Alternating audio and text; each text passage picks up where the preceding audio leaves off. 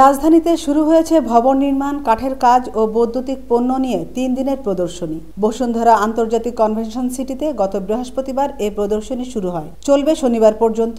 সকাল 11টা থেকে সন্ধ্যা 7টা পর্যন্ত সবার জন্য উন্মুক্ত থাকবে এই প্রদর্শনী, যেখানে থাকবে বিশ্বের আধুনিক নির্মাণ কাঠামো, কাঠ ও আসবাব শিল্প এবং বৈদ্যুতিক খাতের নতুন উদ্ভাবন ও প্রযুক্তি পণ্য দেখানো হবে। SK trade and exhibition private limited ও ফিউচারের trade fair and events private লিমিটেডের যৌথ উদ্যোগে এই প্রদর্শনীর আয়োজন করা হয়। বাংলাদেশ বিল্ডকন 2025, বাংলাদেশ উড 2025 এবং ইলেকট্রিক্যাল এক্সপো 2025 নামের প্রদর্শনী তিনটিতে দেশ বিদেশের প্রায় 100 প্রতিষ্ঠানের হাজারো পণ্য প্রদর্শিত হবে। অষ্টমবারের মতো এই প্রদর্শনী আয়োজন করা হয়েছে। এটা এএসকে মেলার আয়োজন করেছে। আমরা এই মেলায় পার্টিসিপেট করেছি।